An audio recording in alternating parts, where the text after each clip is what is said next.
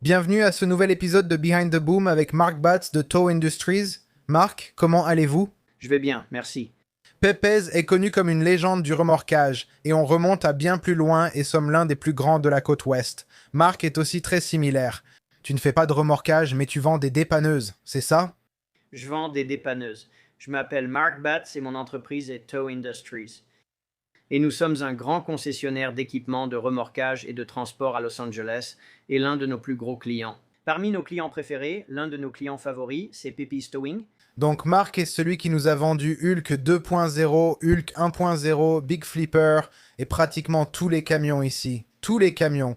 Je suis vraiment un grand fan des gens de Pepe, c'est certain. Quand on s'est vu au Vegas Tow Show, à propos de ça d'ailleurs, voici le trophée. Merci à tous ceux qui regardent ça. Là, je tiens un trophée du meilleur du salon.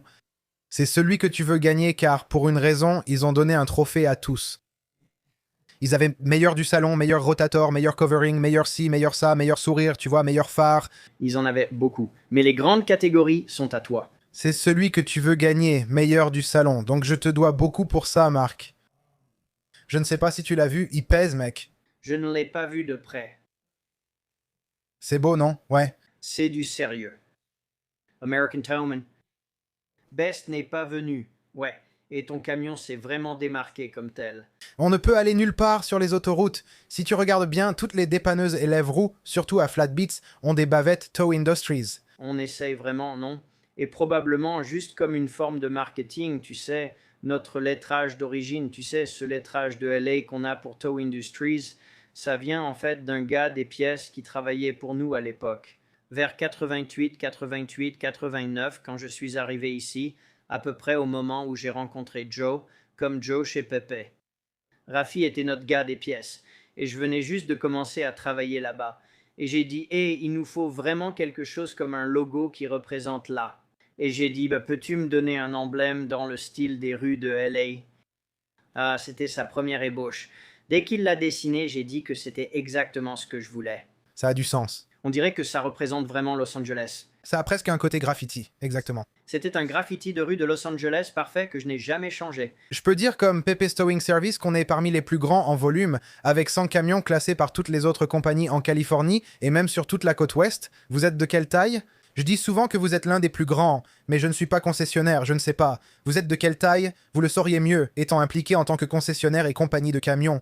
En tant que concessionnaire, bien sûr, les marques les plus populaires ou la marque la plus représentée dans l'industrie du remorquage, c'est Miller Equipment, dont Pepe est un grand partisan depuis le début.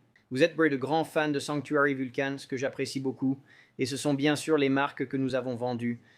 Même si nous sommes Tow Industries comme concessionnaire, nous proposons du neuf, de l'occasion, des pièces, du service, des garanties et des réparations. Nous sommes un concessionnaire à part entière pour les gros équipements de remorquage et de transport. Ce que nous représentons, c'est l'équipement Miller. Voici nos meilleures marques. Nous pouvons aussi les associer à tout châssis. Dans votre secteur, Peterbilt est le meilleur et le choix régional, mais nous l'associons à l'équipement Miller. En tant que concessionnaire Miller, je suis l'un d'une cinquantaine de concessionnaires et nous faisons partie du top 10 de ces concessionnaires depuis près de 40 ans, donc nous avons une bonne taille. Donc cela serait comptabilisé par les ventes, n'est-ce pas? Les ventes d'unités. Exactement, c'est en dollars. C'est le nombre d'unités, mais c'est surtout mesuré en volume de dollars. D'accord. Donc les gros, comme Hulk, ils aident parce que le volume en dollars est important. Et c'est mesuré sur le volume en dollars. Ça coûte $1 million, ça a intérêt à aider, exactement. Et les châssis sont chers. Et on vend aussi beaucoup de châssis. Donc on se retrouve régulièrement au milieu de ce top 10. Certaines années, on peut être classé numéro 3 ou 4. Je ne suis pas le plus grand, mais nous faisons partie des premiers. Je pense que ça aide d'être à Los Angeles, non? L'un des avantages de Los Angeles pour nous, c'est que beaucoup de nos concurrents sont des vendeurs sur Internet, c'est-à-dire qu'ils publient et vendent partout dans le pays. Nous sommes uniques car la majorité de nos ventes se fait dans le sud de la Californie et le volume ici suffit à nous maintenir parmi les plus gros, même si nous vendons aussi ailleurs. Nos concurrents comme Navarro, City Terrace, John's World Coaches, tous ceux qui comptent. J'ai mentionné certaines entreprises pour lesquelles j'ai beaucoup de reconnaissance et avec lesquelles je suis très proche. J'ai grandi avec eux tous. Tu sais, ton père, Joe, c'est quelqu'un avec qui j'ai grandi. On est nés le même jour, la même année. Le 24 mai 1964, Je connaissais toutes les entreprises que tu as citées. sinon les fondateurs, du moins ceux qui y étaient il y a 40 ans. Heureusement, vous avez tous été très bons avec nous et je l'apprécie beaucoup. Et si je peux me permettre d'intervenir, tu ne penses pas qu'il y a une possibilité que toi et mon père ayez été séparés à la naissance? C'est ce genre d'amour, je te l'accorde. C'est comme Danny DeVito et Arnold Schwarzenegger dans Jumeaux. Ce n'est pas qu'une histoire de camion. Joe n'est pas seulement au premier plan en tant qu'ami, c'est aussi un guide spirituel. Et puis, bien sûr, il est aussi devenu client. Donc, il a tout pour lui. C'est vrai, tu fais ces petits déjeuners de prière entre hommes avec eux? Que vous m'avez fait découvrir il y a des années. Oui, ça fait des années maintenant. C'est juste un super groupe de gars qui se réunit dans la région d'Ontario chaque premier samedi de chaque mois. Sur ma chaîne, il s'appelle Shredder, mais pour nous, c'est Joe l'enragé. Faut pas l'énerver, il risque de crier. Ton père? Oui, mais hors travail, il est connu comme Pasteur Joe. Je ne sais pas s'il voulait vraiment que ça se sache, mais c'est clairement notre gars. Je vais me faire virer pour ça. Oui, c'est notre gars. Tu as des questions, Alex? Oui. Tu sais, on a un peu parlé du volume de, comme tu dis, tes ventes. C'est basé sur la valeur en dollars, n'est-ce pas? Concernant la mesure de Miller, oui. En ce qui concerne Miller. À Los Angeles, il semble que ces 3 ou 4 dernières années, plus d'entreprises s'équipent de dépanneuses rotatives. À quoi attribuez-vous cela, le fait de s'équiper d'une dépanneuse rotative?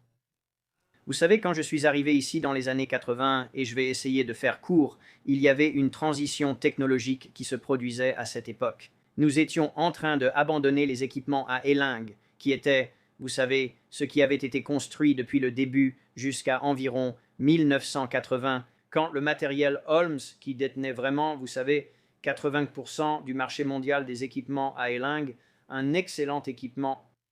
Il y a eu l'introduction des équipements à prise sous roue, les dépanneuses plateaux ont commencé à devenir plus répandues.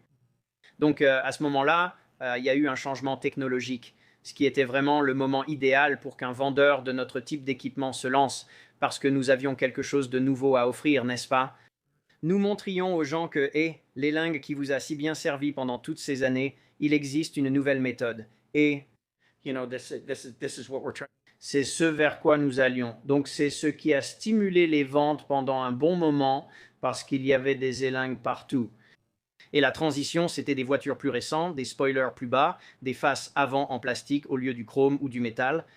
Ces voitures devaient désormais être soulevées par les roues ou le châssis.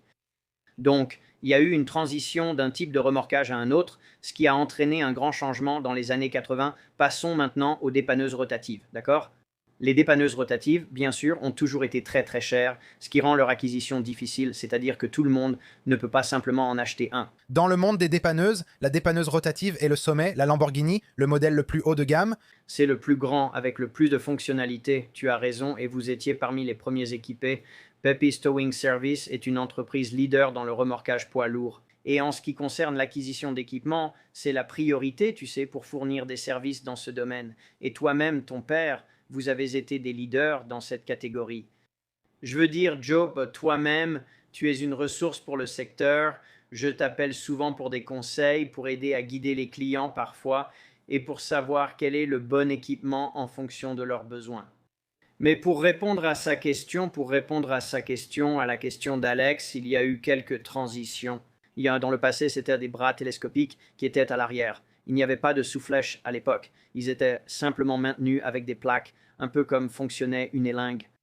Au fil du temps, l'avant des camions et camping-cars étant devenu plus fragile, on ne pouvait plus les soulever avec une plaque. La sous-flèche a alors été utilisée. Puis, nous sommes passés à des équipements intégrés avec flèches et système de levage des roues pour mieux équilibrer le poids. Cela est devenu la nouvelle tendance. Et puis, l'Eldorado ou l'étape suivante, c'était une flèche rotative afin de ne pas avoir à bloquer toutes les voies de circulation pendant les opérations de relevage. Et cela offrait beaucoup plus de polyvalence. Ce qui était prohibitif, c'est que ces équipements étaient très coûteux. Donc, cela le limitait aux gars qui étaient vraiment des professionnels dans ce domaine, comme Peppi's Towing Service et certains des autres noms que vous avez mentionnés. La technologie a évolué et vous, Peppi's Towing Service, avez été parmi les premiers à l'adopter et à atteindre ce niveau aujourd'hui. Maintenant, vous demandez pourquoi on en voit plus? Vous savez, la façon dont les opérations de relevage se font pour que toutes les entreprises restent compétitives dans ce domaine, elles ont dû suivre les leaders et abandonner leur ancien matériel pour passer à ce nouvel équipement rotatif qui est devenu si populaire parce que les leaders l'utilisent. J'ai déjà mentionné dans plusieurs podcasts que tout le monde achète un rotateur, mais sans avoir les interventions qui justifient un rotateur ni les opérateurs pour s'en servir. J'ai l'impression que les rotateurs sont encore considérés comme le NEC plus ultra, non? On achète ça parce qu'on en a vraiment besoin et que c'est un équipement sérieux. Mais comme Alex l'a mentionné, on dirait que chaque semaine, on entend « Hé, tu as entendu qu'un tel a acheté un rotateur ?» Et je me dis « Qui? C'est quelle entreprise ?» Ça se vend comme des petits pains, ce qui m'amène à une autre question que je voulais poser.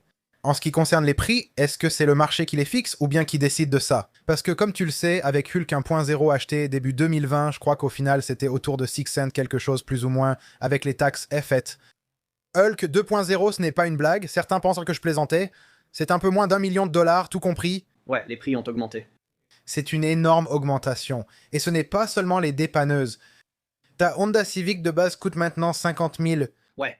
Pour quelque chose qui coûtait genre 30 il y a 10 ans, tu vois. Qu'est-ce qui se passe? Je veux dire, est-ce que c'est juste, comme je l'ai dit, le marché? Est-ce que c'est à cause du Covid? L'inflation due au Covid qui s'est produite, tu sais, sans pointer du doigt qui est responsable, mais l'inflation provoquée par le Covid a été absolument astronomique.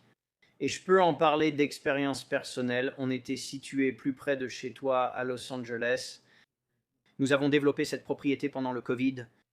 Et mon budget initial, j'ai dépassé le budget de 20 à 25% sur ce projet à cause de la même inflation dont tu parles. Donc, même si je comprends que tes rotateurs et ton équipement ont beaucoup augmenté, cela concerne tous les marchés et toutes les industries. La situation s'est un peu stabilisée. Les taux d'intérêt commencent à se stabiliser. Nous commençons à voir les prix évoluer. Ils suivent maintenant les petites hausses historiques que nous avions d'une année à l'autre. Alors que, au cours des 5 dernières années, certaines années, il y a eu des augmentations astronomiques et maintenant les droits de douane et les surtaxes sur les matériaux, à cause de l'atmosphère politique actuelle, font également grimper ces prix. Et nous espérons simplement que tout cela va se stabiliser. Je l'espère aussi parce que j'ai un message de ta part où tu me demandes des informations sur une transmission. Je regardais pour une Allison pour Hulk 2.0 quand mon père m'en a parlé pour la première fois qu'on allait le faire. C'était il y a presque 3 ans. Durant ce temps, le prix a grimpé de 100 000. On a donc décidé d'acheter le camion immédiatement sans que ce soit de notre faute. Vous manquiez de châssis dans le monde entier, non? Oui, c'était pour Miller. La Californie avait une particularité, non? On lutte contre les règles du CARB. Ce n'est pas pour dire du mal de toutes les règles qui existent, mais notre Conseil californien des ressources de l'air et sa volonté de nous amener à des émissions plus propres. Ils ont introduit des règles concernant les camions diesel qui exigeaient qu'un certain nombre de véhicules électriques soient mis en circulation pour que les diesels puissent entrer dans l'État. 1 pour 10 ou quelque chose comme ça. Oui, c'était un véhicule électrique pour 10 camions diesel. Donc Peterbilt, par exemple, essayait d'augmenter ses chiffres en achetant des crédits auprès d'entreprises de véhicules électriques comme Rivian. Bref, cela a créé des pénuries, n'est-ce pas? Donc en partie, c'est juste les pénuries qui en sont la cause. Mais en plus de ces pénuries qui ont fait grimper les prix, l'État a introduit ce qu'ils appelaient des redevances compensatoires. Donc, si vous utilisiez un moteur diesel, il y avait une pénalité qui l'accompagnait. Et sur un gros camion, comme votre Rotator, il y avait une pénalité de 15 000 $ qui était appliquée ces dernières années dès l'achat du camion, parce qu'un camion diesel était considéré comme indésirable. Et la redevance compensatoire était là pour décourager la vente d'un camion californien. Ouais. Et j'ai parlé de cela devant le Conseil des ressources de l'air. Et ce n'était pas une critique de tout ce qui est électrique. Je pense que nous pouvons tous reconnaître qu'il y a des avantages à cette technologie dans le bon contexte. Il y a certains avantages à l'électrique, mais il n'y a vraiment rien dans le domaine des véhicules lourds dont nous parlons qui répondent aux besoins. Il n'existe pas aujourd'hui d'alternative électrique qui soit proche de fonctionner. Pour en discuter, Miller ou quelqu'un d'autre compte-t-il travailler prochainement sur une dépanneuse rotative électrique ou est-ce prévu? Je sais que d'un point de vue ingénierie, je veux dire, à ce stade, c'est presque, je ne dirais pas impossible parce que tout est possible. Mais pour que ce soit réalisable, faire tourner une pompe de prise de force, toute l'électronique et garder le camion au ralenti en même temps, ce n'est pas possible actuellement. Y a-t-il un projet en cours? Je doute que ce soit faisable à un coût raisonnable. Donc, Miller étant le plus grand fournisseur, le leader mondial dans ce type d'équipement, et en reconnaissant Jerr-Dan comme la deuxième grande marque, les deux essaient de rester à la pointe de la technologie et des tendances modernes. et d'anticiper là où il pourrait y avoir des avantages. Si la machine peut fonctionner à l'électricité à un coût raisonnable, cela mérite d'être envisagé si cela devient possible. Mais pour l'instant, on parle de faire fonctionner un ensemble de batteries qui vont non seulement faire avancer le camion, d'abord, ces camions sont déjà lourds. Les rendre électriques les alourdit encore, posant un problème de poids. Ensuite, il y a aussi un problème de capacité. Il doit y avoir suffisamment de capacité de batterie non seulement pour faire fonctionner le camion, pour l'emmener là où il doit aller et en revenir, mais aussi pendant qu'il est à l'arrêt et que vous faites votre travail de récupération. Toutes ces fonctions sont alimentées par la batterie. Parfois durant 10 heures, n'est-ce pas? Ou plus, non. Et vous savez, si jamais il tombe en panne de batterie en plein travail, ça, on n'a pas encore vraiment trouvé la solution. Donc, c'est un problème de poids. C'est un problème de capacité en ce qui concerne simplement le stockage de suffisamment d'énergie. Et puis, ces fonctions, ce sont les systèmes hydrauliques sur vos camions, sur ces gros camions, qui sont entraînés par le moteur. Vous savez, on parle de batterie. Ça devient un système hydraulique électrique, ce qui ne veut pas dire que ça ne fonctionne pas. Mais ces systèmes hydrauliques entraînés par le moteur ont actuellement un rendement ou une capacité de fonctionnement qui répond à vos besoins. Quand cela devient hydraulique électrique, il faut voir si nous aurons les mêmes performances. Je peux t'imaginer, mec, en train de bosser sur une voiture dans un boulot de dépannage qui est vraiment difficile, et c'est un boulot de 6 heures, et ta batterie tombe en panne sur Mulholland ou sur l'Angeles Forest Highway où il n'y a pas de réseau. Comment tu rentres chez toi? C'est dingue. J'ai vu des gens avec la Tesla tirer une petite remorque contenant un groupe électrogène à essence. Au cas où. Au cas où. Et il y a une petite prise là-dedans. Pour moi, c'est juste absurde à ce moment-là, tu vois. Mais avec les gros camions. Je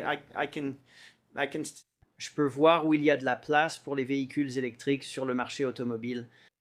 Pour quelqu'un comme moi qui conduit 10 minutes par jour pour aller au travail, puis-je brancher une petite voiture pour l'aller-retour? Je crois que ça a sa place. En ce qui concerne le remorquage, les meilleurs exemples que j'ai vus sont de petits camions japonais avec une capacité limitée. Ils ne représentent qu'une infime partie du travail que vous faites. Je reçois de nombreuses questions en privé car cette chaîne est très populaire. Beaucoup s'intéressent au Rotator, mais j'ai aussi des débutants qui viennent d'acheter une dépanneuse ou veulent se lancer dans le remorquage. Ils se disent, moi, qu'il n'y a personne de mieux placé que toi pour leur répondre. Supposons que quelqu'un découvre la chaîne et souhaite se lancer dans le dépannage léger. Actuellement, quel est le coût d'entrée, la barrière financière, entre une dépanneuse plateau et un lève-roue? Quel est le prix clé en main pour démarrer avec un seul camion? Commencez avec un camion neuf ou... Camion neuf. Prenons un tout neuf. Donc, si quelqu'un voulait acheter un petit camion, appelons ça un camion léger, pour démarrer son entreprise de remorquage, la plupart des gens dans ce secteur cherchent à financer ce camion. Cela posera des défis car les sociétés de financement recherchent souvent des personnes avec un minimum d'antécédents, quel que soit leur crédit. Nous sommes très proactifs pour aider à monter des dossiers de financement pour les nouvelles entreprises, mais c'est plus difficile. Alors, combien vaut un camion? Donc, si on parle d'un petit Ford ou d'un petit camion japonais ou d'un petit Dodge, vous savez, avec un lève-roue, vous savez, le prix d'un petit Chevrolet, par exemple, ces camions restent des camions. Ce prix, vous savez, pour les modèles d'entrée de gamme, ça commence à partir de 100 000 $ jusqu'à 130, 140 000, waouh. Donc, ce n'est pas un camion bon marché. Ici, on a un modèle de base. Nous avons un camion qui coûte 140 000 $. Prenons le 130 000 $. Il va falloir faire un prêt pour l'acheter. Il faut aussi prendre en compte l'assurance, ce qui est un vrai défi en Californie aujourd'hui. C'est horrible, oui. Et ensuite, il faut ajouter l'augmentation du coût du carburant. Ce sont les défis auxquels quelqu'un devra faire face en se lançant. Et puis, bien sûr, il faut aussi se constituer un portefeuille client et le matériel. Nous faisons face au défi de l'équipement. Nous essayons de gérer cela. Nous espérons que la personne qui achète a réfléchi un peu plus à qui pourrait être son client et comment faire en sorte que l'argent continue de rentrer. Rien que monter dans le camion et commencer à rouler serait probablement un défi pour quelqu'un qui essaie juste de débuter. Et s'ils veulent prendre un plateau, disons un Freightliner M2 avec un plateau comme celle que nous avons ici? Oui, là tu montes le prix d'environ 30 000 de plus, non? Donc ce sont des camions qui en moyenne tournent autour de 155 peut-être du côté bas, 145 jusqu'à 180. S'il s'agit de Peterbilt comme ceux que vous utilisez, tu sais, ces camions peuvent facilement monter avec quelques options. Ce sont des camions qui, tu sais, sont à 175 000 dans cette fourchette. Donc si t'en veux un de chaque, c'est environ 300 000 en moyenne. Tu peux à peu près financer ça. Ouais. D'un coup, tu te retrouves, tu sais, tu peux très vite te retrouver sur de gros montants. Là, tu arrives à de grosses sommes très vite. C'est pour ça que je disais aux gens d'acheter ces dépanneuses rotatives. Mec, il faut bosser pour ça. Les gens voient juste le... C'est sûr que c'est une préoccupation. On dirait que tu... Les occupe. Et puis, bien sûr, c'est, tu sais, sans vouloir interrompre, mais tu sais, d'abord, tu as le matériel. C'est une chose. Mais ensuite, on en revient à ce que vous deux faites, des conducteurs qualifiés pour utiliser ce matériel. Tu sais, c'est un cercle assez restreint de gars qui sont formés à ce type d'équipement. Il devient de plus en plus restreint. C'est le prochain défi, non? Si tu trouves l'argent pour le camion, c'est déjà une première étape. Tu vois, il faut aussi les comptes clients. Mais ensuite, qui va conduire ce truc et qui est prêt à, tu sais, ce que vous faites, c'est que vous êtes de garde 24 heures sur 24 et 7 jours sur 7 et ce n'est pas juste du remorquage de routine. C'est très spécifique et nécessite des compétences qui demandent du temps à acquérir. Donc tu fais ce métier depuis aussi longtemps que mon père fait du remorquage. Tu as commencé directement avec les dépanneuses ou tu étais déjà concessionnaire? Oui, non, j'apprécie la question. Je suis sorti de l'université avec un diplôme en économie et en statistique. Je suis allé dans le secteur automobile parce que c'est ça qui m'intéressait. Je n'ai eu que 2 emplois. J'ai travaillé dans une concession Ford, dans la vente puis dans la gestion. Ensuite, j'ai déménagé à Los Angeles pour devenir vendeur de matériel de remorquage et de transport. J'étais donc débutant dans ce secteur à mon arrivée. Et grâce à des gars comme ton père avec qui j'ai grandi et vous tous, vous êtes ma référence pour en apprendre davantage sur le matériel. Je sais où l'obtenir, je sais combien ça coûte. Pour vraiment comprendre les besoins d'un client, ce sont des personnes comme vous qui me disent voilà comment on configure un camion, voilà ce dont nous avons besoin. Donc c'est pourquoi j'utilise Joey, ton père et toi comme ressources pour d'autres acteurs, car vous êtes généralement très proche de l'ensemble de la communauté du remorquage et très utile pour les aider à déterminer ce dont ils ont besoin. Pepe est construit. J'ai ça sur Hulk 2.0 au lieu du Peterbilt de la version de Pepe. J'en parle tout le temps, mais il n'exagère pas. Moi non plus, je dis que mon père ne prend pas de camion aux spécifications Miller. Comme quand tu vas chez un concessionnaire et que tu veux une Honda avec certains packs. C'est comme leur dire d'oublier leur pack concessionnaire, puis de demander du sur-mesure. Ils répondent « Monsieur, on ne fait pas ça. Mon père fait pareil avec ses camions Miller. » J'y suis allé en personne à l'usine. C'est fou. Je ne compte plus combien de fois des gens ont été envoyés par toi. Par exemple, AJ chez Footelto, qui cherchait une rotateur de 50 tonnes, a finalement opté pour Omar chez Titan. Et il y a beaucoup de gens comme ça dont tu as perdu le fil. De la façon dont tout ça s'est développé et j'apprécie. J'ai encore vendu. On l'a vu chez toi quand j'étais là avec tout le monde. Tu viens juste de le revendre. Oui, oui, mais ça venait de AJ. Il l'a eu parce que mon père disait « Hé, voilà la différence entre un 40 tonnes et un 50 tonnes. Tu veux ça? Voilà comment tu fais. » Il y a eu beaucoup d'appels téléphoniques et j'étais d'accord, Joe Nanner, pour ce qui est de l'alternateur, il maîtrise ça comme une vraie science. Il disait « Tu vas vouloir ça, tu vas vouloir ça, tu vas vouloir des ponts arrière, tu sais, tant de ceci. » Je ne sais même pas encore comment faire ça, mais il est vraiment fou, genre très toujours disponible, porte ouverte et joignable au téléphone. Je ne peux pas compter combien de personnes, c'est un leader dans le secteur. Combien de personnes t'ont commandé des camions ou les ont configurés selon ce qu'il dit? Certaines personnes ne pouvaient pas. Je sais qu'il y en a sans nommer d'entreprise. L'une voulait un camion précis et une rivale a demandé le même, exactement comme Joe l'avait configuré. Puis ils ont vu le prix et ont dit « Finalement, je vais prendre la configuration Miller. » Réduis-le. Ouais. Mais j'ai déjà vendu des camions en appelant Joe et en lui disant « Écoute, il ne m'a jamais fait payer pour ça, mais aujourd'hui je vais payer ton chauffeur comme si c'était un remorquage. Est-ce que tu peux l'envoyer voir un client pour lui montrer un camion ?» Et c'est déjà arrivé, et ça a été très efficace parce que ton chauffeur va venir, il va se présenter avec son matériel. En général, il est assez content de ce qu'il a. Il saura parfaitement présenter ce matériel à un client potentiel. Moi, je le vends sans être expert, alors que tes chauffeurs le sont. Quand je présente un camion à un autre dépanneur, la présence de tes gars qui parlent son langage et expliquent le fonctionnement rend la vente très efficace. Oui, bien sûr. Je veux dire, contrairement à l'acheter sans l'avoir vu, c'est presque comme un essai routier. Quand tu veux acheter une belle voiture, quelque chose comme ça, tu peux lire le manuel. Tu peux dire voilà les spécifications et les mémoriser. Mais prendre le volant ou monter sur le siège passager et que quelqu'un te montre voilà comment ça passe les vitesses. Tu vois, ici, tu sais, rien ne vaut ça. Et quand tes gars leur disent « Hey, je l'ai acheté comme ça parce que j'ai besoin de ça pour ça », ou tu sais, quand ils commencent vraiment à expliquer pourquoi leurs spécifications sont ce qu'elles sont, ça permet vraiment à un acheteur potentiel de s'impliquer et de configurer son camion exactement comme il le souhaite. C'est ce qu'on essaye d'offrir, non? Mieux que de simplement dire que c'est une grande expérience. Comme tu dis, les gens perdent ces camions plus chers que leur maison et y passent beaucoup de temps. Leur permettre de le construire à leur façon, c'est vraiment quelque chose qu'on essaye de faire. Mec, Bien dit, les gens paient de plus cher que pour des maisons. Oui, c'est cher, certains disent. Tu ressembles à un complexe d'appartements. Mec, avec tous ces camions sur ce parking, je n'y avais jamais pensé. C'est pourquoi ton père dit que j'ai Dix Lamborghini. la dernière couverture d'American Toman. Voilà toute l'installation. Oh, toutes les dépanneuses rotatives qu'on a prises. Oui, mais il y en a 7, juste là. Plein de Bugatti Veyron, etc. Mec, c'est dingue. Les prix. Quel est le camion le plus populaire que tu vends le plus souvent? Les camions les plus populaires. Le plus populaire, presque tout le monde. Veut-on parler d'un gros camion ou d'un camion plus petit? Tu prends ce camion. Je vais essayer de t'expliquer les différents niveaux. Donc quand on parle de camions légers dans le passé, je vais prendre une période de 5 ans. Dans la catégorie des camions légers, Dodge a clairement été le gagnant en termes de volume global. On voit Ford refaire surface sans vouloir parler en mal d'aucun produit, mais Dodge a eu un peu plus de problèmes récemment. Ford est redevenu l'alternative. Ce sont les deux véritables leaders dans ce que j'appelle les camions légers. Nous travaillons un peu avec Chevrolet International. Ce camion n'a pas eu autant de succès. Les camions japonais, ce n'est pas ce que tout le monde demande, mais ils offrent un très bon produit. Mais si vous me demandez quel est le produit leader, je dirais Dodge puis Ford. En passant à la catégorie des camions de poids moyen, d'accord, en ce qui concerne le camion que nous vendons le plus, je dirais que c'est, vous savez, Hino, Freightliner. International est celui que nous vendons le plus en volume dans cette catégorie de poids moyen.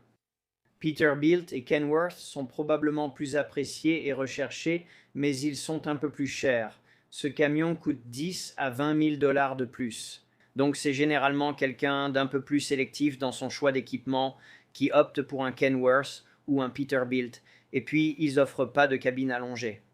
Pour ceux qui souhaitent une cabine allongée, cela vous oriente vers des Freightliner ou des Hino. Mais Peterbilt et Kenworth, Peterbilt c'est, disons, je dirais que c'est la référence, c'est le summum. Ensuite, nous sommes passés au gros camion. Et vous savez, votre cours est un témoignage de ce que la plupart des gens veulent. Dans l'ouest du pays, Peterbilt est le camion que les gens veulent. Maintenant, il y a toutes sortes de spécifications et de puissances, mais un moteur Cummins avec une boîte manuelle. Maintenant, nous faisons plus. Nous faisons beaucoup plus d'automatique qu'avant, mais un moteur Cummins avec la puissance maximale, un Peterbilt avec presque toutes les options disponibles et le véhicule de choix pour les dépanneurs poids lourds. Kenworth serait le second choix, car ce sont tous deux des produits Packard. Il y a des similitudes, mais l'emblème Peterbilt est celui qui est largement favori sur ce marché. Intéressant. Donc pour les véhicules légers, Peterbilt est trop cher pour ce secteur. Mais quand on monte en gamme pour les poids lourds, la tendance s'inverse et Peterbilt devient le choix par défaut. C'est celui-là, oui. J'imagine que quand tu dépenses autant d'argent, tu peux déjà te permettre d'acheter un poids lourd, non? Ouais, tu as sûrement raison. Quand on dépense autant, ce sont souvent des propriétaires exploitants comme toi qui les conduisent. Et il y a une certaine, tu sais, une vraie fierté à construire ces camions. Et ils aiment la façon dont tes camions sont construits. Tu sais, même avec des plaques nominatives personnalisées à l'intérieur, ça n'arrive pas tout le temps. Mais pour quelqu'un qui conduit du matériel lourd, je dirais simplement que les Peterbilt et Kenworth ont été les plus populaires. Et on peut certainement dire qu'il y a une qualité là qu'on ne retrouve pas, sans vouloir dénigrer les autres marques, mais la qualité d'un Peterbilt ou d'un Kenworth est vraiment remarquable comparée à celle d'un tracteur routier classique chez Freightliner ou International par exemple. Tu sembles tout savoir, comme lorsque tu as noté le passage des systèmes à potence au système de levage par les roues quand cette tendance est apparue. Selon toi, quelle sera la prochaine tendance dans 5 ans? Eh bien, le monde des camions. Tu reviens tout juste du salon du remorquage de Las Vegas où tu as remporté un prix. La partie intéressante, ça a été l'électrique. Et la seule chose qui était là, c'était un petit modèle japonais. C'était un châssis japonais avec une batterie fabriquée par quelqu'un d'autre, un plateau fabriqué par quelqu'un d'autre, mais il y avait une unité électrique présente. Avec les incitations de l'État, elles coûtaient peu, mais leur capacité était très limitée. Est-ce que je pense qu'il va y avoir quelque chose qui fera passer l'électrique au premier plan? C'est là que les gens semblent investir leur argent en recherche et développement dans l'électrique. Mais cela a été poussé par, vous savez, la Californie qui est un marché tellement énorme. Cela a été poussé par l'effort de la Californie pour nous éloigner des véhicules polluants. Maintenant, avec le changement d'agenda politique, la pression pour éliminer le diesel s'est un peu relâchée. Donc, la pression en faveur de l'électrique va probablement se relâcher un peu. Et je ne pense pas qu'on était proche d'avoir un produit qui fonctionnait vraiment là-bas de toute façon. Donc, ces dernières années, nous avons beaucoup concentré notre attention sur l'électrique. Ce que je vois maintenant avec le produit qui est sur le marché, c'est que ça améliore ce qui existe déjà. Les plateaux, par exemple, qui ont amélioré les angles de chargement ou les élévateurs de roues, dont, vous savez, les composants s'améliorent légèrement d'année en année, les différences de style de carrosserie. Mais ce sont des différences esthétiques et ce ne sont pas de vrais changements technologiques. Vous savez, vous avez été à l'avant-garde de plusieurs d'entre eux. L'une d'elles qui est apparue récemment, vous savez, mais il n'y a pas si longtemps, au cours des 10 dernières années, c'était, vous savez, la grue à flèche articulée qui soulevait des objets sur le côté que vous avez toujours, C'est ça. à laquelle vous avez participé. C'en était une qui a eu son moment, mais qui n'a pas vraiment, vous savez, je pensais qu'on en verrait plus. Ça n'a pas vraiment décollé ici, même si c'est populaire en Europe. En Europe, bah, c'est super populaire. C'est là-bas. Des rues étroites, circulation difficile, voitures plus légères. Je suis allé en France en février et partout, j'ai vu ces plateaux avec des grues articulées. J'ai même des vidéos d'eux. Ils travaillaient avec des plateaux et tout, mais parfois, pour les voitures qu'ils ne pouvaient pas atteindre, ils passaient juste au-dessus, soulevaient avec ces accessoires. Dans les vieilles rues étroites. Et puis ils repartent aussitôt. Et en fait, ils sont plutôt rapides pour ça. Ils ont tout prêt à l'emploi. Tu as dit des vieilles rues étroites. Beaucoup d'endroits en Europe sont comme ça, non? Oui, oh oui. Je pense que c'est pour ça qu'ils utilisent que de petits véhicules légers. C'est une région, tu sais, comme le Royaume-Uni et des endroits comme ça où leur route. Imagine conduire Hulk dans beaucoup de ces campagnes européennes et tout ça. Je pense que c'est probablement pour ça que c'est un territoire. Oui, tu as raison, le produit est plus léger, les espaces plus petits, il faut s'adapter. Et c'est pour ça que tant de ces camions sont de style cabine avancée plutôt que, tu sais, à capot. Leur rayon de braquage étant réduit, ils se manœuvrent plus facilement dans les espaces restreints. Je pense qu'on va vendre ce camion. Est-ce même légal d'en acheter un ici? Le tien ne l'est peut-être pas uniquement à cause de son année. C'est un vieux Kenworth, c'est ça. À présent, si quelqu'un l'achetait et prouvait qu'il faisait moins d'un certain nombre de miles, je pense que c'est encore faisable. 1000? Ouais. C'est Mais c'était 1000 quand je le faisais. peu de miles. Ouais. Donc pour tous ceux qui nous regardent en dehors de l'État, on a une grue articulée à vendre. Et il va se vendre. Parce qu'il est unique. Une de mes premières vidéos YouTube, c'était avec ça. À Beverly Hills, on ne pouvait pas faire entrer un camion, alors on a reculé dans une allée et passé au-dessus d'un ruisseau pour récupérer une voiture. Et la maison juste là, la dame était avocate en droit de l'environnement, et il disait « Tout ça est protégé. Ouais, donc tu ne pouvais rien endommager. » J'étais nerveux, mais ce truc est incroyable. Cette grue articulée, étonnant que tout le monde n'en ait pas, mais c'est sûrement un luxe. C'est bien plus cher qu'un plateau classique, non? Beaucoup plus. Et il faut avoir, ce n'est pas comme un plateau où n'importe qui peut, je ne veux pas minimiser que n'importe qui peut conduire un plateau, mais c'est beaucoup plus difficile de conduire ça parce qu'il faut avoir un peu la mentalité d'un grutier, parce qu'il y a les stabilisateurs. Et si tu commences à faire pivoter et à soulever sans avoir posé les stabilisateurs, tu vas renverser ton camion, tu vas le renverser. C'est comme utiliser un équipement rotatif, non? Tu as besoin d'une vraie formation pour comprendre, tu sais, ce qui peut être soulevé et d'où, afin de ne pas créer un danger en soulevant, par exemple, trop de poids sur le côté. Oui, les tableaux de stabilité et tout ce genre de choses. Les tableaux de stabilité, oui. Oui, la formation est, tu sais, essentielle pour utiliser cet équipement. Et puis, en fonction du territoire, bah, comme Alex l'a mentionné, ceux-là sont populaires en Europe. Donc, les camions à cabine avancée, tu sais, là où tu disais tu regardes, et tu es déjà en train de regarder le sol. Oui, j'ai remarqué. Aux États-Unis aussi, cela s'applique, mais avec des fabricants différents. Donc, par exemple, NRC et tous les autres sont extrêmement populaires sur la côte Est et dans le Midwest. Je les vois tout le temps, on n'en a pas ici. Je pense que City Terrace est le seul dans le coin, genre... On avait un, je ne sais pas s'ils l'ont encore. Ils l'ont toujours. Je le vois tous les jours en passant. Oui, ils ont encore ce truc. C'est un camion de travail, mais ce sont les seuls que je connaisse, et je connais tout le monde dans le coin. Oui, les pompiers sont là, mais sinon il faut aller chez Unique Towing au nord, dans la région de la baie de San Francisco. Eh bien, le produit NRC est un produit canadien, et sans en dire du mal, il est très populaire et très performant. Tu sais, le nombre de NRC qui vont entrer dans le pays, il y en aura, ça dépendra en partie du taux de change. Donc, si le dollar canadien est bas et que tu peux l'acheter à un prix raisonnable, ou même à un prix plus raisonnable qu'un produit fabriqué aux États-Unis, ça va influencer combien il y en aura, tu vois, combien vont être vendus. Tu dis la côte Est, mais en fait, ils sont fabriqués au Québec, qui est du côté Est du Canada. Oh non, je les vois aussi sur d'autres chaînes YouTube que je suis. Oui, ils en ont beaucoup sur la côte Est, le Midwest, etc. C'est sûr, oui. Il y en a beaucoup là-bas, car la fabrication canadienne se fait à l'Est, donc c'est plus proche. Ah, c'est bien plus proche, je ne le savais pas. C'est beaucoup plus proche. C'est sûrement pour ça on ne les voit pas au Québec. Je te dirais ça au nord de New York, tu n'es pas si loin. Ouais, New York. ils sont juste là, ouais. Et pourquoi ne sont-ils pas si répandus? Tu sais, l'une des choses que tu sais, non seulement c'est, tu sais, est-ce le produit que tu veux? Sans aucun doute, vous ne faites aucun compromis sur le produit. S'il existait mieux sur le marché et que vous pouviez payer plus, vous le feriez. La chose que le groupe Miller possède, et je le dirais, mais je mettrais ça au-dessus de tous les autres fabricants, c'est leur réseau de distribution. Ça m'inclut, mais ce n'est pas seulement centré sur moi en tant que tel. En tant que réseau de concessionnaires, Miller possède le réseau le plus étendu, la meilleure représentation de l'usine. Il va être difficile de battre Miller là-dessus. Si ce n'est pas le produit, c'est le service client, la disponibilité des pièces, le soutien aux concessionnaires. Absolument. Miller est difficile à surpasser et nous sommes fiers d'appartenir à ce groupe. Oh, ils viennent tout le temps, bien sûr. Comme Josh Lovelace, Mike Frazier. Mike Frazier est maintenant l'un des principaux formateurs chez Miller là-bas. Il m'a envoyé une photo alors que j'allais à Las Vegas et lui était en Australie. Il a dit « Ces gars sont de grands fans ». Je lui ai demandé ce qu'il faisait là-bas. Il a répondu « J'entraîne ». Ils ont acheté un rotateur et ils m'ont envoyé là-bas pour les aider à le faire fonctionner. Tu es Le gars, Australie. C'est fou, ouais. Et je sais que quand Alex avait le premier Big Flipper avec une broche comme sur le stabilisateur, non? Ils étaient déjà juste devant. Josh Lovelace est venu en personne.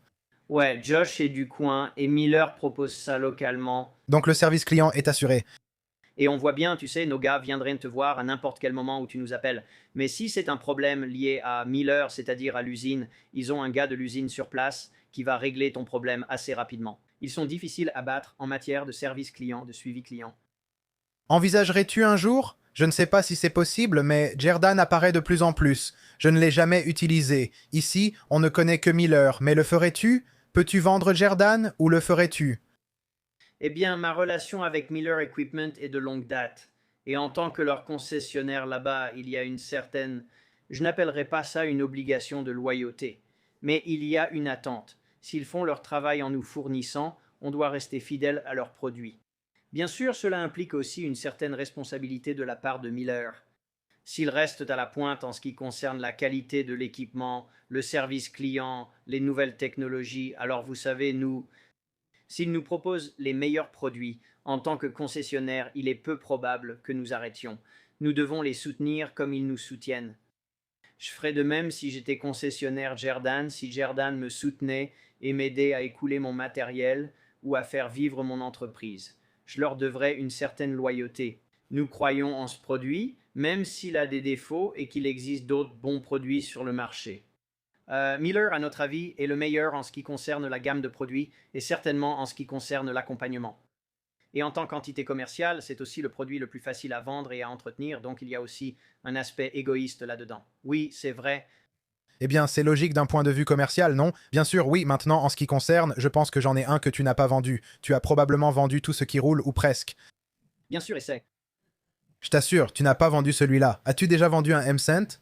Non, je n'ai pas vendu de M-Cent. Tu penses que tu en vendras un? Il reste toujours l'an prochain, Josh. Je pensais que j'allais te demander. Tu veux en acheter un? Tu voudrais?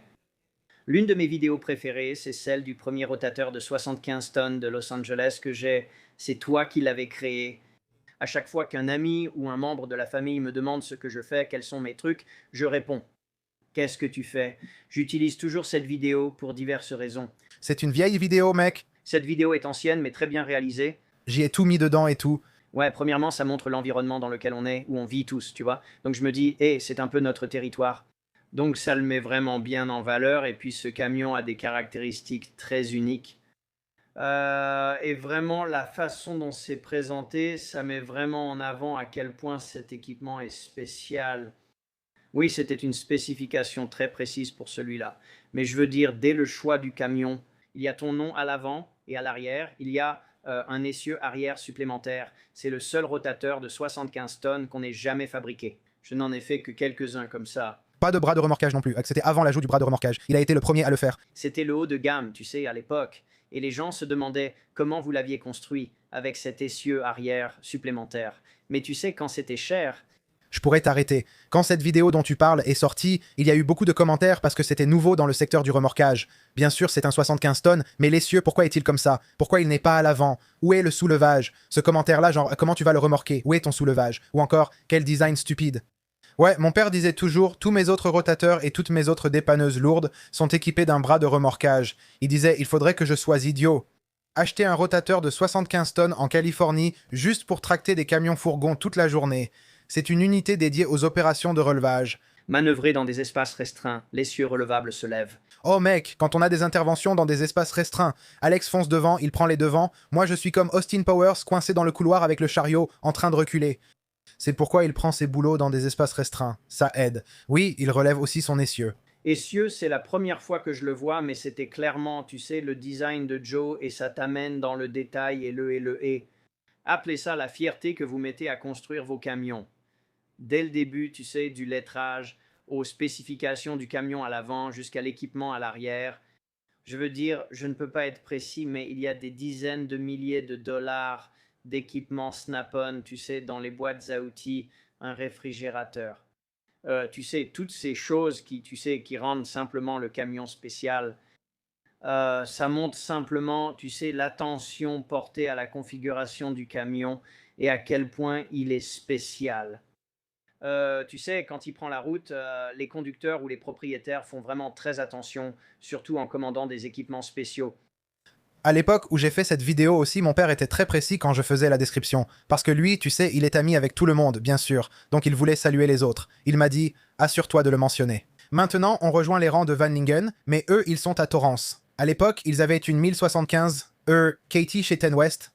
Ouais, il avait un Dix West là-haut, et puis Kirk là-bas, eux, ils avaient une grue de 75 tonnes. Ouais, mais c'était exact. Dans la ville de LA, vraiment Los Angeles et pas le comté, on était les seuls. Bien sûr, c'est toujours le cas.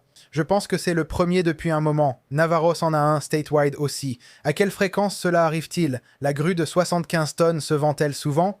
Pas très souvent. Une fois par an ou moins. Non, vous savez, je le vois quand je regarde le plus grand groupe d'entreprises de remorquage que je représente dans le secteur au sens large. C'est un cercle assez restreint des entreprises qui sont vraiment au sommet. Et puis en plus de ça, il y a la question de qui achète. Vous savez, ce sont les plus grands et les plus sophistiqués, et ça réduit encore plus le nombre de personnes qui veulent un camion comme ça. Donc, mon public, si chacun d'entre eux en achetait un, il y aurait peut-être 10 acteurs, n'est-ce pas, au total? Et vous savez, donc, est-ce qu'il y en a quelques-uns? On en a vendu 3, je crois, pendant que j'étais ici. Quelqu'un achètera-t-il un M-Cent? C'est très lourd pour la Californie. Vous, quand vous avez acheté le 75 tonnes, vous avez dit « et on va le faire ». On l'utilise comme, vous savez, comme véhicule de relevage. Vous êtes les gars qui le feraient si ça devait arriver. Et voilà. Une version plus légère du M-Cent pourrait arriver, peut-être un M90. Je pense qu'ils passeront aux 85 tonnes, voire aux 60. Je crois que c'était, Une 60 tonnes au lieu d'une... 7065, quelque part par là. Donc tu as déjà quelque chose de plus gros. Je croyais qu'il ferait une 85. J'ai entendu parler de 85 comme d'une rumeur, mais on ne sait jamais, ils font toujours ça, tu sais. RD, ouais. Rien ne nous est encore parvenu à ce sujet. Ton père a dit que si une 95 tonnes était fabriquée, il l'achèterait. Jerdan construit une 85 tonnes. Mais tu sais, ensuite, et ce NRNRC, N'est-ce pas NRC, c'est celui qui a... Une 85 tonnes? je ne connais pas les modèles NRC aussi bien que je devrais. Je connais juste la réponse. Ils ont un appelé un lui, une elle, non? L'incident lourd? D'accord, la direction. Oui. D'accord. Oui, quelque chose. Je n'ai pas d'expérience avec eux, mais plus de concurrence, c'est mieux. Si jamais ils vendent un 85 tonnes, mon père a dit que ce serait Flipper 2.0. Eh bien, c'est parti. Ah ouais. Seulement 3 millions de dollars. J'espère que les prix auront baissé d'ici là. Mec, Mec, j'en doute. Tu sais, pendant tout le temps où j'ai fait ça, je n'ai jamais vu ça. Très rarement, j'ai vu les prix baisser. Quand un fabricant fixe un prix pour un camion, la majorité du coût vient du camion lui-même. Oui, le prix de l'équipement augmente, mais ce sont surtout les camions qui ont augmenté chaque année. et au lieu de les voir diminuer, que penses-tu de cela depuis que tu as commencé? Par exemple, pour Hulk, quand nous avons acheté Hulk 1.0 à 2.0, le prix a augmenté d'environ 33%. Bien sûr, dans ta carrière, à quelle fréquence vois-tu une augmentation de 33%? Je l'ai déjà vu auparavant, donc ce n'est pas sans précédent. Comme l'inflation due au Covid.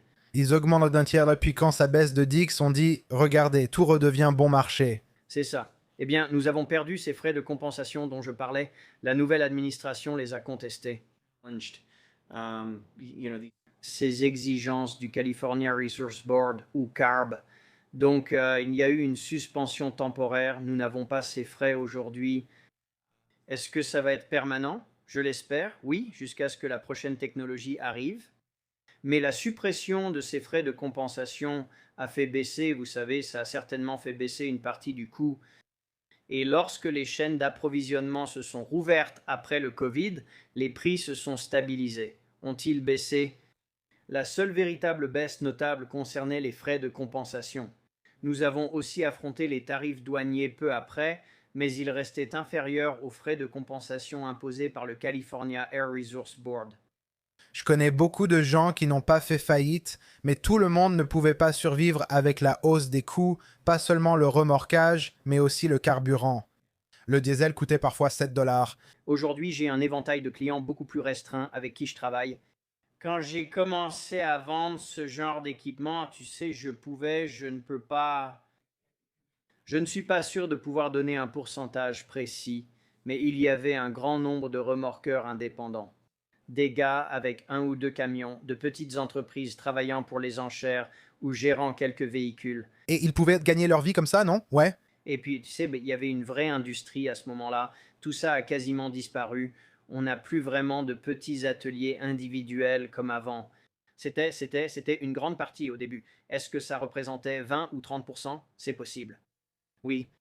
Oula mec, je sais qu'on avait un gars à ta place il y a 3-4 semaines, le gars de la saisie, et il fait des saisies commerciales. Il est spécial, c'est l'un des grands gars de la saisie commerciale. Comment il s'appelle, Eric? Eric? Eric.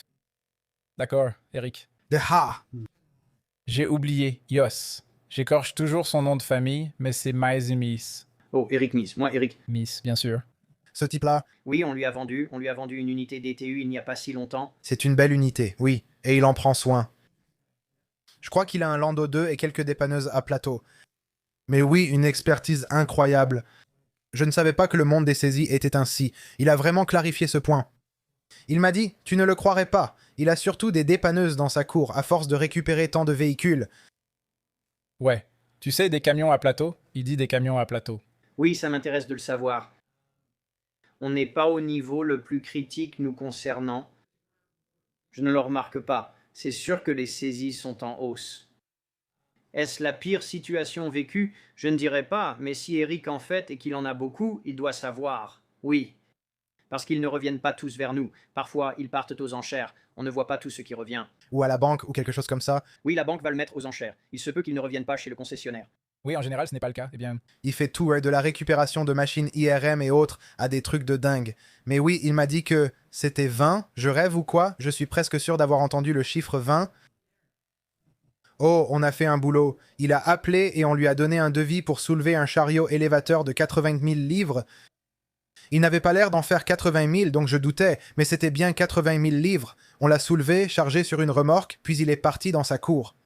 Pendant tout ce temps, je pensais juste que c'était un boulot comme un autre, tu sais, on en a tout le temps, parce qu'il n'était pas cassé ou quoi que ce soit. C'est pour ça qu'ils avaient besoin qu'on le soulève et qu'on le pose. Et en discutant avec lui, j'ai appris que c'était une reprise de possession, une reprise volontaire.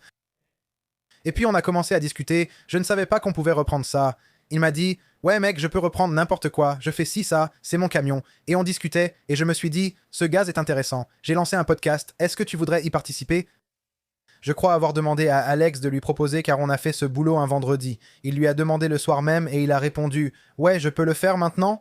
Il était très partant. J'ai pensé « C'est trop tôt. » Quelqu'un me l'a recommandé aujourd'hui avant la fin de notre conversation. Je m'en souviendrai. en fait, il connaissait Omar.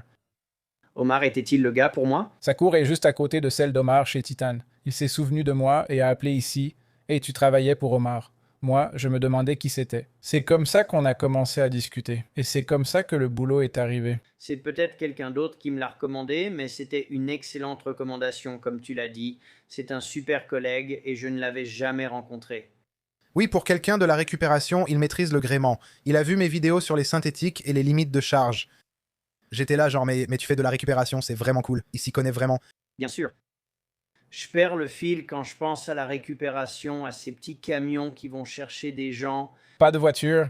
Non, ils récupèrent toutes sortes de... Ce gars, il récupère même des semi-remorques, Ouais. Et du matériel aussi. pelleteuses. Chariots, élévateurs, tout ce que tu veux. Mec, c'est dingue. Je lui ai demandé de nommer un objet récupéré. J'ai proposé une imprimante. Il m'a dit qu'il avait déjà fait de grosses imprimantes de bureau. Je parie. Il m'a dit, si tu peux l'acheter, je peux le récupérer. C'est logique, car en plus des camions, tu peux faire défaut sur tout. Ouais.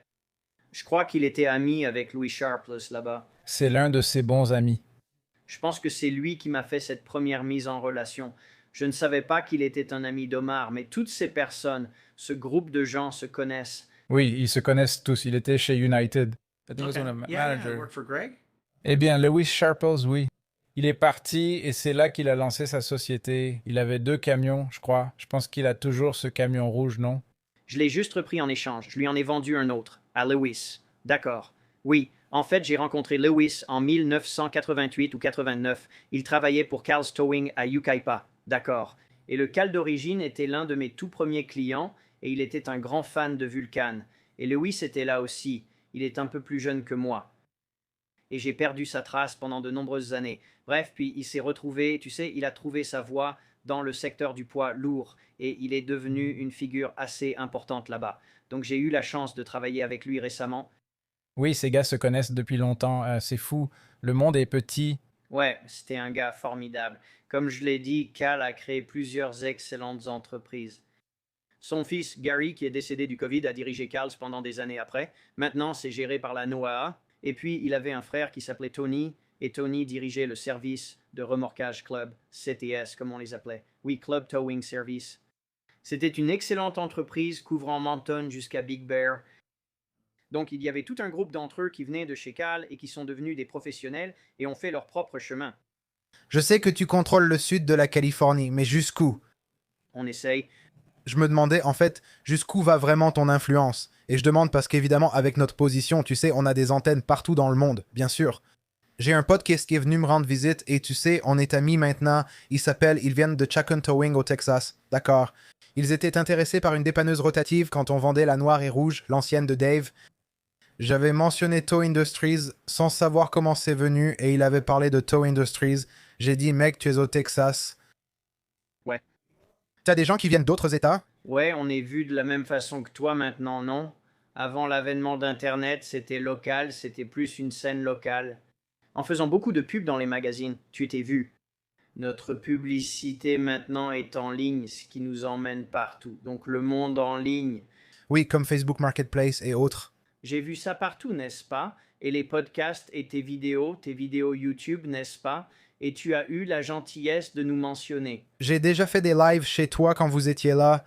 Toutes ces choses-là, c'est comme je suis très reconnaissant. Tu sais, ces choses-là nous motivent, nous donnent envie d'y arriver. Donc, Quand ils entendent Tow Industries, ils nous cherchent sur Google ou regardent ce qu'on fait. Il y a donc beaucoup de bouche à oreille, non? Et c'est vraiment le genre de business où tu veux bien faire les choses dès la première fois, tu sais, quand tu rends service à quelqu'un, parce que c'est un cercle très fermé. Si quelqu'un part, mon père dit souvent, on n'a pas de chance de faire bonne impression. Si ça rate, c'est fini. Ils étaient grillés dès le premier jour. c'est un problème. Avec certains équipements d'occasion, il y a toujours un défi car ils ne sont pas toujours parfaits au départ. C'est probablement notre principal souci. Oh, comme pour tout ce qui est d'occasion? Oui, c'est une vente difficile car tu es compréhensif avec l'acheteur qui a des attentes. Et quand ça ne fonctionne pas comme il le souhaite, tu fais toujours de ton mieux. Mais il faut voir, tu ne peux pas perdre de l'argent à chaque fois, tu comprends. Tu espères qu'un gars ait ce pourquoi il a payé et soit satisfait de son achat.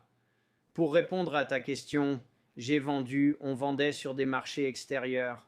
J'ai vendu quelques camions à la Chine. La Chine? Oui, j'ai eu une grosse commande quand je suis arrivé ici à la fin des années 80. J'ai vendu 110 camions à Taïwan.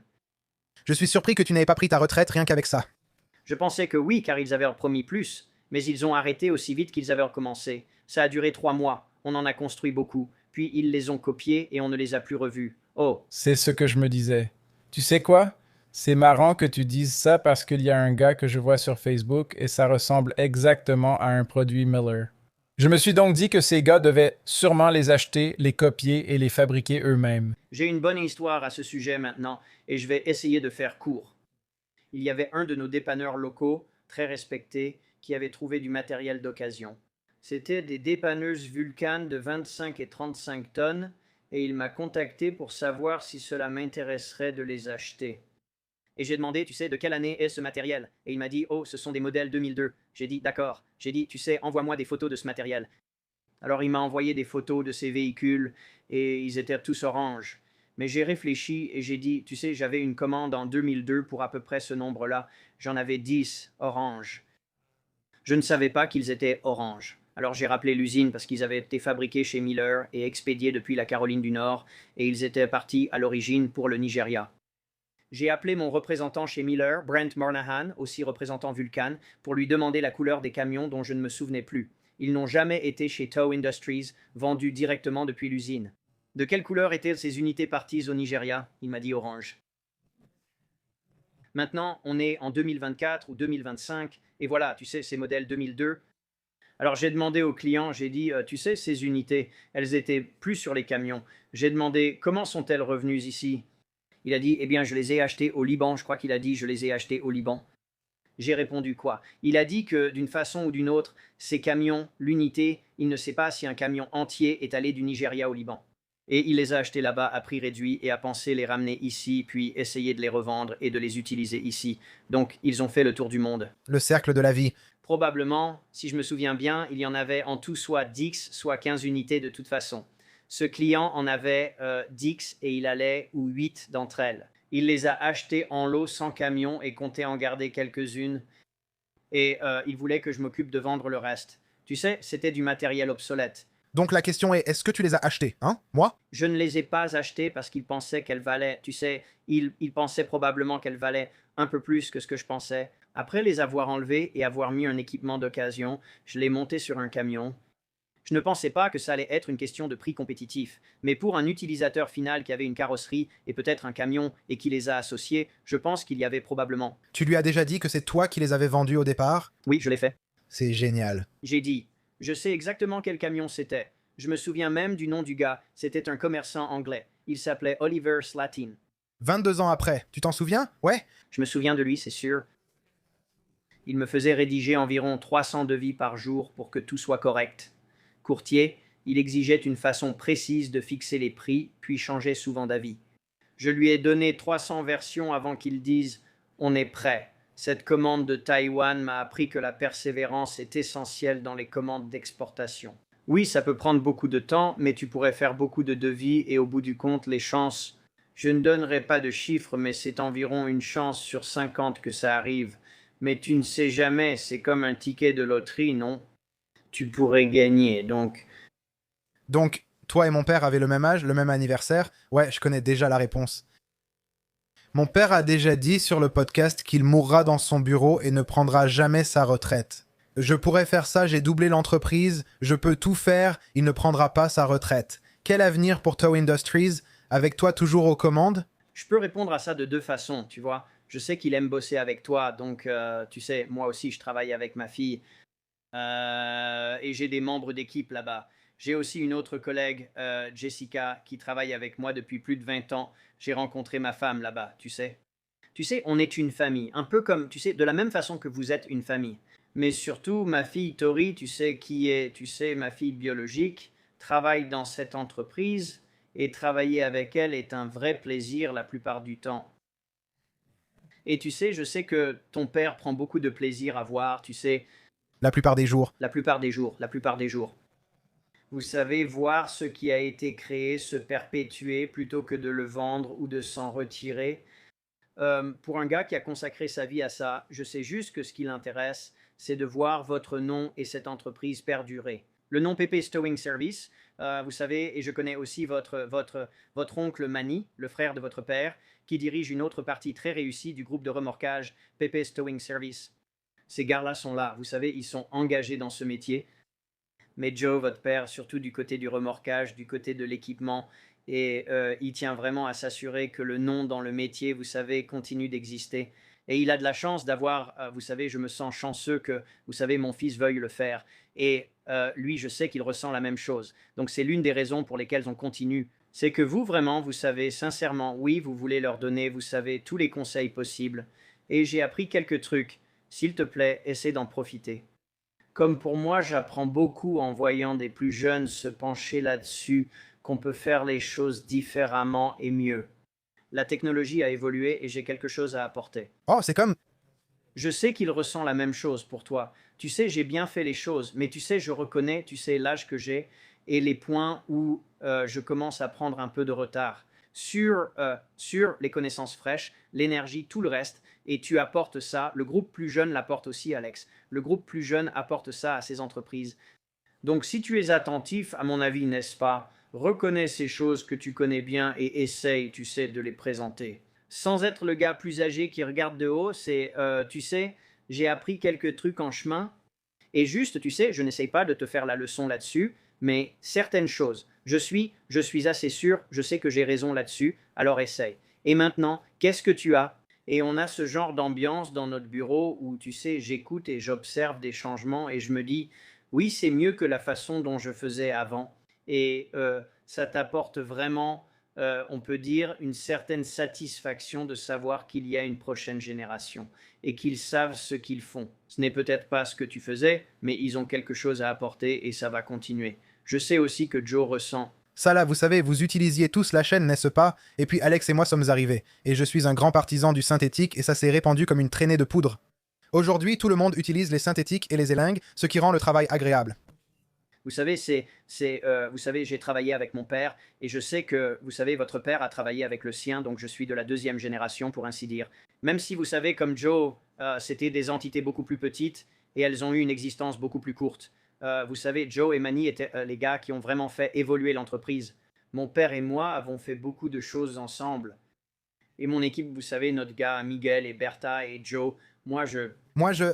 tout notre groupe, n'est-ce pas, et Jessica. Donc le groupe suivant a vraiment fait avancer les choses. Et vous savez, nous en sommes à la troisième génération. Vous savez, cette prochaine génération, en qui j'ai beaucoup de confiance, va encore porter ça à un niveau supérieur. C'est génial, mec. Eh bien, j'espère que la prochaine fois qu'on parlera, ce sera à propos de ce temps de 85 mecs, on approche de l'heure. Donc, quelque chose... J'adore travailler pour vous, les gars. Si quelqu'un qui regarde ça est intéressé, genre, hey, tu sais, j'ai besoin d'un camion ou de ceci ou cela, comment les gens peuvent-ils contacter Tow Industries, tu sais? Ouais, Pour prendre contact, comment pouvez-vous me joindre? Eh bien, non, pas ton portable, mais genre, je suis plutôt doué avec ça aussi. ils cherchent juste Tow Industries sur Google. Si vous cherchez Tow Industries sur Google ou appelez la ligne principale au 323-660-4866, je vous obtiendrai rapidement un portable. Je suis ouvert à discuter avec presque tout le monde. Et s'il est assez bon pour tous nos camions, je veux dire, il est assez bon pour tous ceux qui regardent, non? C'est un vrai compliment, tu sais. Mec, il faut se battre pour suivre. C'était vraiment super de te parler, mon pote. Ouais, merci. Merci. Ouais, content de te voir, Alex. On se retrouve la prochaine fois dans Behind the Boom.